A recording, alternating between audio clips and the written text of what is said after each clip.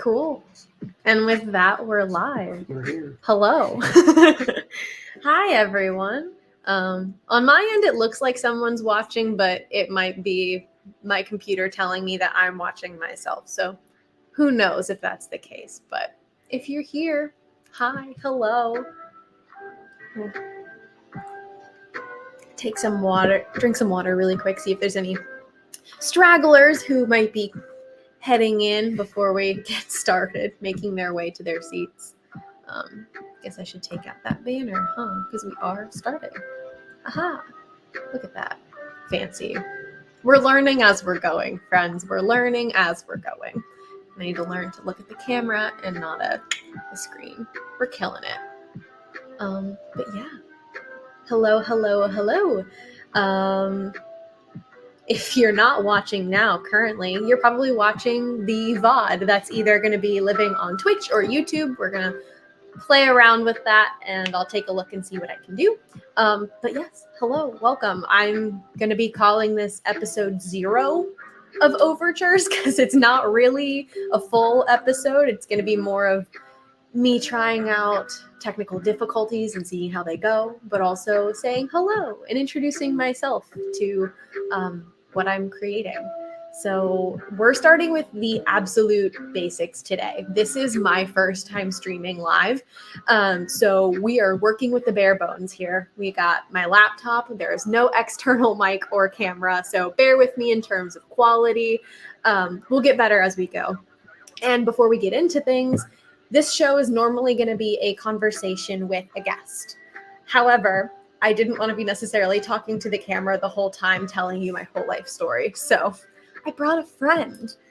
This is Harry. This is my partner, but also a fellow theater artist. Feel free to say hello. Hello.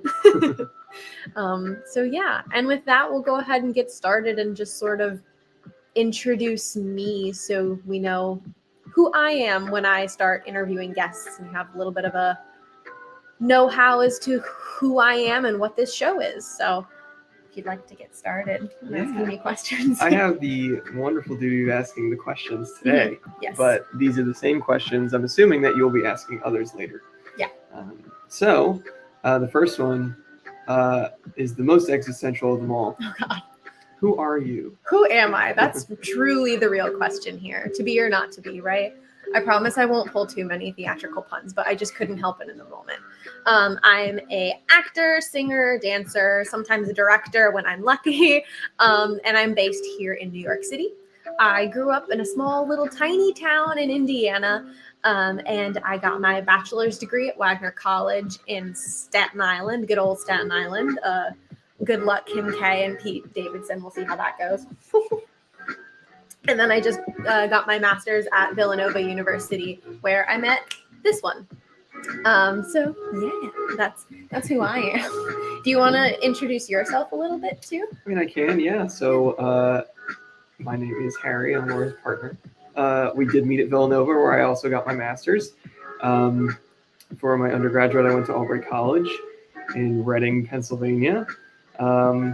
And I grew up in Pennsylvania for my whole life. Good old Bucks County. Until moving here 4 months ago, 5 now. And it's 4. And almost 5. Almost 5. Almost 5. And yeah, so I'm here now and doing what I can. I'm a playwright, an actor when I can, a director if I'm lucky. One of his plays is premiering tonight at a high school in Indiana, so here we are. Keep your eye out for Broadway, folks. Oh, keep your eye out for Broadway. It's literally one step away. I can throw a You're stone, so close. and I'm gonna hit Broadway. Hit it, from Indiana. Exactly. It's gonna be great. It's gonna be fantastic. But yeah, Harry's not necessarily gonna be here for every show, but I figure who's better to interview me than someone who lives here inside my house, apartment, whatever we're gonna call it, home. Also, I'm realizing my pipes are starting to make those fun November sounds of warmth. So bear with me in terms of those extra sounds. So sorry about that. Cool. So next question. Yeah, so next, this is the one you won't be asking other people. What is this show? What is Overtures? What is this thing that I'm doing? So it all stems back to this question that my directing professor, Mickey Tenenbaum, would ask at the beginning of every semester when we were doing directing class. And that question was, what was the moment that you realized this is what you wanted to do with your career or your life? Specifically in terms of theater. And people would answer that question from lots of different backgrounds, as an actor, as a director, et cetera, et cetera. And I've always been so fascinated with that question, because just simply everyone's background and everyone's path are completely different. And I like to think of that question as sort of an overture as to like where we are now. So like, what was the overture that got me into what I'm doing today, you know? And so that's a big one. And I created this show as a way to connect with others. And sorry, I keep looking like at the screen, even though you're the one asking me the question. I got nervous about this question and I wanted to make sure I covered everything. So I wrote it down on a Google Doc on the side. I promise later on there are some questions that I did not pre-write the answers to. Bear with me. So I created this show as sort of a way for me to be able to keep this dialogue going, because I've always loved the question and I wanted to be able to keep asking people it and getting to know them, whether they're in the industry or they've left the industry. Because I think even if you did theater growing up, but then maybe left, it's still really fascinating to see how being involved in theater impacted where you are now. The overture might have been somewhere completely different to where you are now, but it's still an overture, you know? And it's also a goal of mine to use this as a show to connect with others and develop a community. I think it's so important, especially as a big bad adult in the real world, to be lifting each other's voices up and mentioning other people's names in the room and so on and so forth. And I think the best way for me to do that and try and help others as best I can is to use a platform like this that's free and open for everyone, to be able to share people's talents and their thoughts and just get to know them as people. The most important thing in the room, at least for actors, is getting to know them as human beings. Like, talent is great, but can you travel with them on a national tour because they're good humans? You're not sure all the time. So I always want to make sure we can highlight guests' voices, talents, projects, and all that kind of good stuff. As I was saying before, the setting and production of this is going to be very casual. It is my apartment. I don't plan on this being any huge production, but just a cozy place to sit down and share conversation. Keep it homey. And same thing in the chat. I don't know that anyone's live watching right now. However, in the future, trying to keep it just as open and homey in the chat, type away throughout. I joke about this being a show and the pre-show of this being like, take your seats, the show's about to start. But like, I want this to be as open of a conversation as possible. So like, type away in the chat. I will promise to keep looking when it comes up and respond when I can. The goal for now will be to be streaming once a week. Next week, I have 2 because I didn't want one person to bear the sole load of being the first guest. So I have 2 people next week, but the goal is to be once a week because work schedules are crazy and we're going to try and see how we can do. And simply because like work schedules and scheduling other people can be difficult. I'm not going to necessarily have a consistent schedule for these streams. It's mostly going to be a week by week basis, see what happens. So I will be posting on the Instagram page that I have for this at Overtures Show on Instagram. I'm going to be posting on there when I'm streaming next. But the VODs will be available here on this channel on Twitch, or I'll be posting them on YouTube later on if I can figure that out. But yeah, catch it live if you can. And now that I've gone through all those measly business questions, here's the real part of it where you get to ask me questions and real questions. I don't know the answers to them. I should, but I don't. So yeah, go ahead, go for it. Okay. So what was your overture into this career path? Well, I started theater as a wee tot. I blame my dad for it, specifically because he was the theater professor at the local college when I was growing up. I was born in Wisconsin, so lived there. You already know that about me, but that's okay, giving context for the viewers. But being that that was his work, I was constantly involved in being brought to warm up. Like, he would always bring me to the beginning of rehearsal, and I'd play like Bippity Bippity Bop and things like that, and I'd be stretching with all the theater collegiate students. It was really fun though, because I was really good at Bippity Bippity Bop, even though I was like 5 or 6, and I would get all of them out. And they were like, oh, what a sweet kid. And then like I would just roast them in Bippity Bippity Bop. And they were like, oh my God, like what the heck? But it was funny because as soon as rehearsal started, Mom was like, okay, time to go home and get some dinner. And I was like, okay, bye. It never really occurred to me like what they could possibly be doing other than just playing games the whole time, you know? But eventually my dad started needing me in theater productions because sometimes shows require small children. And so the first one that he pulled me into was a production of The Christmas Carol. And that was really fun because it was a really, I don't know if this is even working. I was playing some audio lo-fi in the background, but I'm realizing there's an ad coming up on it. It's very possible that it did not show up at all in the stream, but I'm just going to close that window out, just so you're not hearing ads if the audio did go through. But yeah, so I was doing a production of The Christmas Carol because he needed another Cratchit child.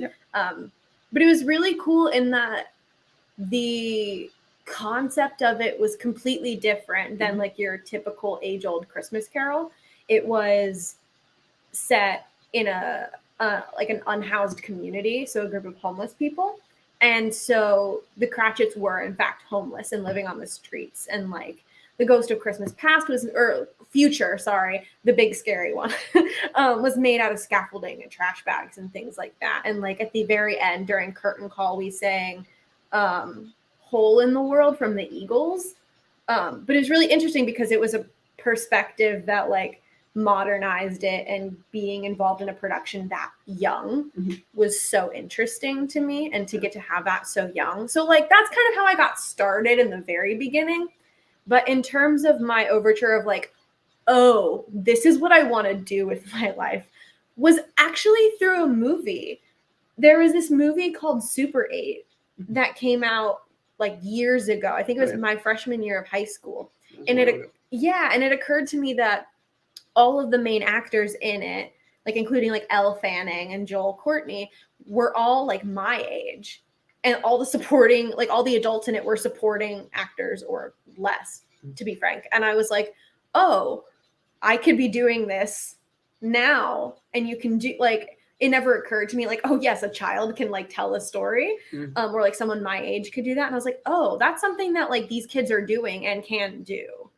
And it never quite hit me. And that was like one of the first movies and only movies that I've ever seen twice in a movie theater, because I was like, no, I'm seeing it again. Mom and Dad, you need to come see this with me. I need you to see it. And so like that compounded with doing my first high school musical, which was Carousel, which is quite a choice for a high school, but we're not going to get into that right now.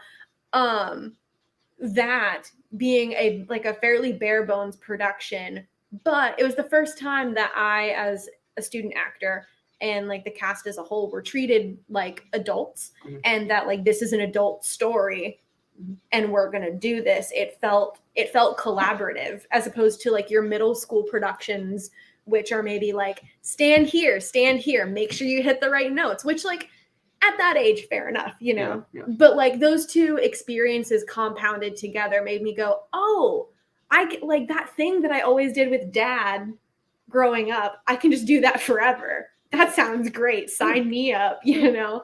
So yeah, that was kind of my overture into being a theater person. So yeah. Okay. Yeah. And so what interests do you have within your career path? What interest do I have? Yeah. I love musicals. If it wasn't obvious already, I love musicals. I think there's something to be said for the fact that in musicals, especially the famous line where it's like, when you don't have enough words to express what you're meaning, you sing, and when you don't have the music to express it, you dance. Mm-hmm. And I think there's something so special and raw in that really draws me into musicals. So I adore musicals, but I'm also very intrigued by the works of like Sarah Rule, Annie Baker, Brandon Jacobs Jenkins, just for their otherworldly environments, locations, impossible stage directions. Yay, thanks, Dr. Bess Rowan at Villanova. Check her out. She has a book that just came out on stage directions. Check those out. But the theatricality of them, I think, is really cool because they're also able to pull it in such a way that they use it to their advantage. Like Eurydice by Sarah Rule, it's so theatrical in terms of the stage directions, and you're like, how the hell am I supposed to pull this off? But if you're looking at just the dialogue alone, it's so simple. Mm-hmm. And you're like, how can I convey this story with that little, but also so much? Mm-hmm. And I think those really fascinate me. And I know you also have a likening to like Annie Baker and Brandon Jacobs Jenkins. Mm-hmm. Do you have like a different reason for being drawn to them by any chance? I mean, it's their magical realism of it. Yeah. Like, because that's what I write in. Yeah, right. So I see like minds and I gravitate toward them. So, Yeah. Yeah, I mean, I guess that's where it'd be for me. I mean, the impossible stage directions help. Yeah. As well. And I think those are really cool just because like you don't see them unless you're reading it. Yeah. Which is also fascinating too, because it's like, I want to share these with everyone. Right, yeah. But yeah, so yeah. That's when you just make every audience member buy a copy of the play on their way out. And you're like, hey, you missed half the play. You want to know how? Yeah. Read it. Instead of a playbill, you give them a copy of the play. Yeah, exactly. But yeah, no. Definitely drawn to like musicals, but also that magical realism stuff. Fun stuff. Yeah. What are you working on right now? I'm working on this. I was going to say, don't say this. That's cheating. I know. I know it's cheating, but I've also been working on very hard on this. This is something that I've been playing around with since I think maybe July. When I first started thinking about it, it was like I listened to a podcast for the first book. Yeah, it was like I listened to a podcast for the first time and I was like, oh, I could do that. Yeah. But then it evolved and I was like, no, because then that means other people have to help me engineer it and schedules are hard. So I was like, how can I produce something to this effect that I know how to do with my own skill level? Because I don't claim to be anyone of high technology marksmanship per se. I know that's not the right word to be using for that, but yeah. So I was like, how can I create something to this effect without the technical abilities that I just don't have? Yeah. So yeah, I'm working on this, sending in lots of self-tapes because that's all you really can do at the moment. Mm-hmm. Yeah, I'm working a retail job and I'm also working a stage door at an off-Broadway theater. So that's always fun, getting to see the people coming in and out, getting to know the actors or getting to know the producers really well. Like usually there's like one lead producer on a show. And so anytime there's any trouble, the ATD and I are like, I love that. I was like, what is happening? He just read a text on his phone. Don't worry about it. As opposed to just you looking in your lap going, huh? When did that get there? When did that get there? So yeah, so it's been fun realizing that like, oh, I'm actually getting to know more of the technical side of people better at the stage door than per se anyone else. But yeah. It's always fun to see which actors have the biggest personalities coming in and out of the stage door. Like, oh, hello, darling. How are you today? As they sign in and out. So always fun on that kind of thing. But that's what I'm working on at the moment. It may not be a long resume or list of things that I'm working on, but, we're trying, this is a great start, an outlet. So I'm really excited. And I hope you all can join for further adventure on this ride. So. Yeah. Do you have any upcoming projects? Nope. Nope. Not at all. Well, not at one. You had your play like done. Yeah, I mean that's happening tomorrow, tonight. Tonight and tomorrow, I Tonight and think. So tomorrow? tonight, Friday, November 5th, and November 6th, if you're out in good old West Lafayette, Indiana, I go could have catch sworn it. there's something about the 7th, but maybe I'm just conflating. Maybe. It's 7 o'clock. It's probably. Oh, yeah. 7 o'clock show, 7th. You know. Close enough, you know what I mean? Yeah. It's But fine. how does it feel to, like, have a play get done? I mean, because it's also like so hard because I'm sure it feels so far removed because it's not. Yeah, it's halfway here. across the country and it's happening, I guess. Yeah. I don't know. It's strange. Yeah. I'm sure it's also fun though because this production was a high school production, so getting the chance to talk to the students briefly over a Zoom call, I'm sure was really interesting and enlightening as a playwright, I'm sure, because like you're like, I don't know how they're going to receive this. They had a lot of things to say and a lot of questions to ask, and some of them I expected, and then when they asked them, I was like, oh yeah, I knew this was coming. And then others were, you know, if each character is a color. Yeah, what color would they be? Or like this speech happens and what is it about? And it's like I didn't expect that kind of a question about that speech in particular. But was it like a more mature thought than you expected from them per se, or like I don't know if it was necessarily more mature. I think it was more like I don't know. I didn't expect them to be as thoughtful about it as they were. Yeah, like they thought very much into it, and it was like, oh. You're like as the playwright, maybe it's like should I have looked this far into it? But also it's I mean, I kind of just wrote the monologue and then it turned into what it was, and it felt good and it felt right, and then they asked, so why was it there? And it was you're like, because that's what came out of me when I put my fingers to the keys. Like, without saying that, that's what I said. You're like, I don't know what to tell you, but I absolutely meant it. Like, I don't know. It was just it's what they had to say and what they experienced at the time. Yeah, and I think that's really cool to get that response of like, oh, this thing that I wrote that like I felt good about, but I just wasn't necessarily looking too hard into, like impacted these kids of this age. Oh, yeah. I mean, apparently it's impacting the parents as well. Yeah, so, yeah. We had a raving review from a parent. Thanks. My mom passed this comment along, but yeah. I'm really excited for him, and so I'm kind of throwing him under the bus here, being like, "Hi, we're going to talk about this live." But no, I was just curious. I'll be back on for a later episode. Yeah, so maybe I'll hook him in here. So get your questions ready, folks. Oh yeah, all 3 of them. But yeah, do you have any other questions for me on the Google Doc that I laid out? I did write the questions. I mean, you already said what you have coming up, which is this show. It's true. Who's the next guest on this show? Ooh, the next guest. Yeah.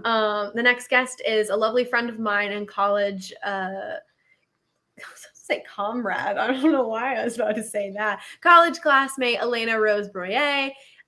She's fabulous.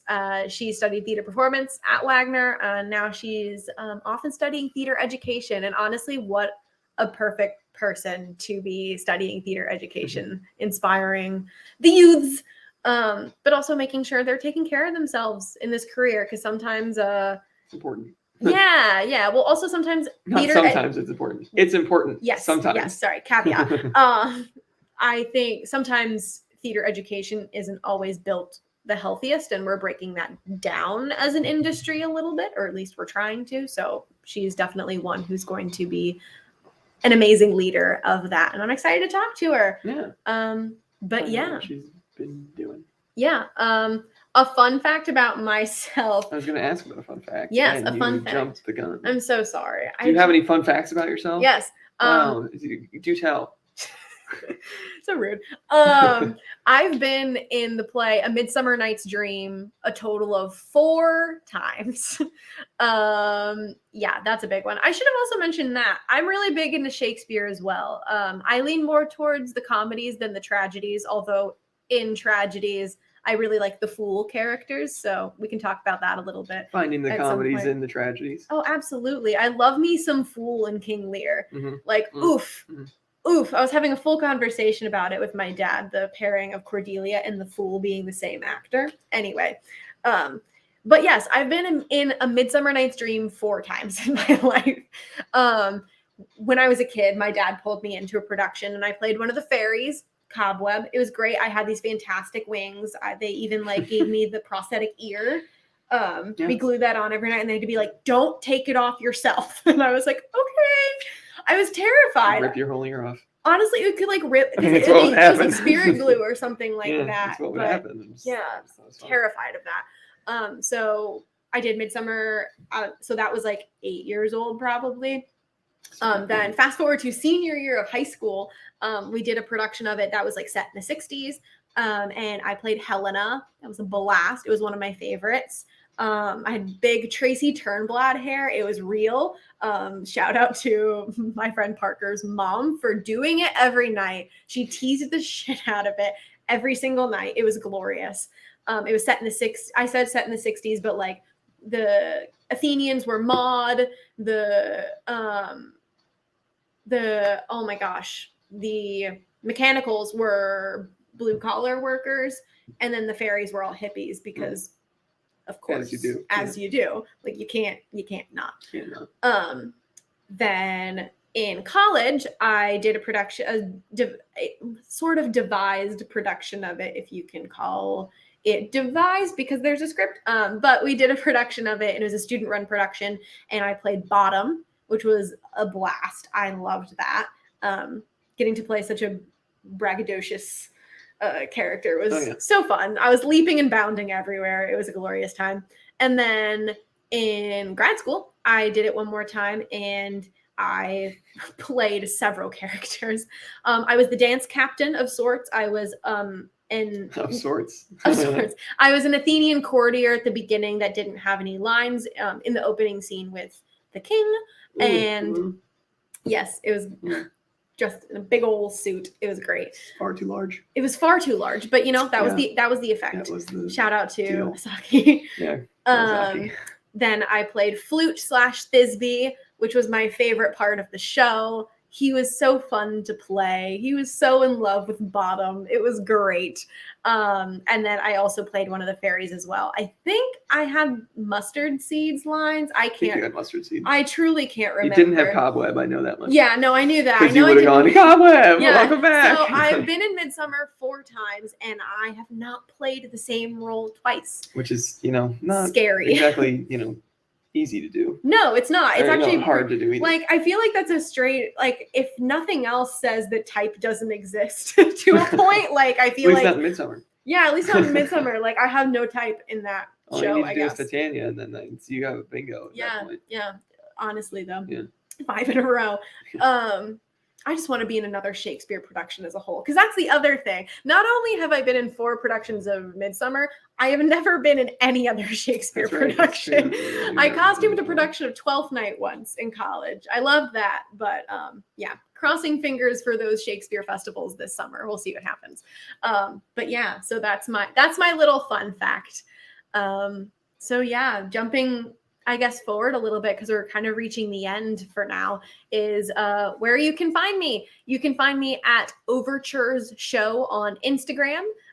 That link should be in my Twitter bio, and I'll put it in the YouTube. 2 S's. Bio. Yeah, with Overtures 2 S. Overtures Show. No space. Yep. All that good stuff. You can find me on Instagram and Twitter personally at Lora_Marjoram. Look at my name here on Twitch to know how to spell that, because I know it's a little difficult. You can find me at my website, my personal website, which is simply just www.loramarjoram.com. And then you can find me here on Twitch. Maybe, just maybe, I'll play video games really far down the line. Once we get her set up. We'll Who knows? I also have a Switch Lite. That makes things difficult. If you're a streamer, you understand why that's difficult. It's fine. It's difficult. But yeah. It's a little difficult, but don't mind me. I'll just be playing Animal Crossing New Horizons, that update that dropped in my free time. So feel free to always ask me about that, because love me some Switch. Yeah. And I don't believe anyone is live at the moment, but for those of you who are watching the VOD of this or are watching it on YouTube, thank you so much for watching. I'm really, really excited about this project. It's been really daunting for me, and I've had a little bit of imposter syndrome as to, should I be the one to start this? Why should I start this, etc. But I finally pulled the trigger. And I'm really excited and I'm really happy for it. So I hope you guys can join me and we can make it a lovely, fun time each week. So yeah, upcoming streams include this upcoming Tuesday, November 9th at 3 p.m. Eastern Time with my first official guest, Elena Rose Broyer. Friday, November 12th at 7 p.m. Eastern Standard Time with my lovely friend Piper Quinn, who I haven't talked to probably in many years. I miss them so much. I'm so excited to talk to them. Yes, if you go back onto the Overtures show Instagram, I will be posting both of their bios leading up to the stream, so you can get to know who they are a little bit first before we hop on. And yeah, I think with that, I will see you all on Tuesday, and I hope you have a great night. Do you want to say anything else to our lovely viewers before I don't have you on for Yeah, I mean, I'll be gone for a while. But it's so, okay. Remember me fondly, and give your router a rest sometimes. Yeah. Sometimes even internet needs to sleep. With wise words from Mr. H.C. Dietrich, Harry Dietrich, that's the end of our show tonight. Thanks for episode 0, and I'll catch you. One. Yeah, not 0. 1. 0. 1 is on Tuesday. Exactly. 1 is on Tuesday. Exactly. I'll see you all then. Bye. Thanks for joining.